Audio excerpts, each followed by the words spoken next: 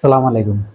যারা একদম নতুন ইউটিউবার, মাত্র ইউটিউবে কাজ শুরু করতে চান, তারা অবশ্যই সম্পূর্ণ ভিডিওটা দেখবেন।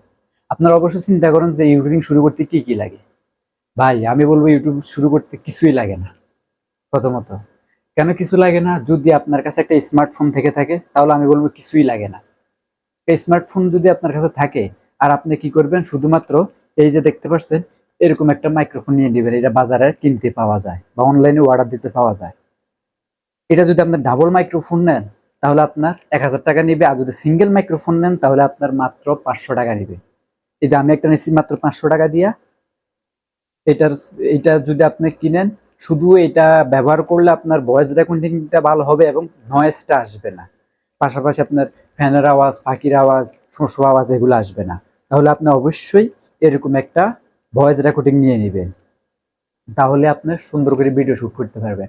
আর অবশ্যই আপনার মোবাইলটা সুন্দরভাবে রাখার জন্য একটি সুন্দর জায়গা ঠিক করে নেবেন, যাতে আপনি মোবাইলটা ভালোভাবে বসাইতে পারেন। আর কোনো কিছুর প্রয়োজন নাই। ঠিক আছে? আর যাদের টাকা পয়সা আছে, যারা একদম ভালো প্রপার ভাবে শুরু করতে চান, তাদের জন্য অন্যান্য অন্যান্য সিস্টেম আছে। যেমন তারা মাইক্রোফোন তো এটা হলেই চলবে, বা দেখা গেছে ভালো রিং লাইট নিতে পারেন বা ভালো সফট লাইট নিতে পারেন, বা ব্যাকগ্রাউন্ডে ভালো একটা আপনার ডিজাইন করে নিতে পারেন। এরপরে ভিডিওর ক্যাটাগরি ভালো হওয়ার জন্য সাইডে কিছু লাইট টাইট লাগাই নিতে পারেন। ঠিক আছে? কিন্তু যারা নতুন ইউটিউবার, টাকা পয়সা নাই, তাদের জন্য আমার সাজেস্ট হবে শুধুমাত্র একটি মাইক্রোফোন নিয়ে নিবেন। তাহলে আপনি হতে পারবেন ইউটিউবার। যারা ব্লগ ভিডিও করবেন তাদের জন্য এরকম একটা মাইক্রোফোন হইলে চলবে। আর যারা ইন্টারভিউ ভিডিও করবেন তারা ঠিকই এই যে এরকম ডাবল মাইক্রোফোনটা নেবেন। তারা ডাবলটা নিবেন। কারণ ডাবলটা নিলে কি হবে, উনাকে একটা মাইক্রোফোন দিতে পারবেন, আপনি একটা মাইক্রোফোন নিতে পারবেন। ঠিক আছে? তাহলে আপনারা ডাবলটা নিবেন।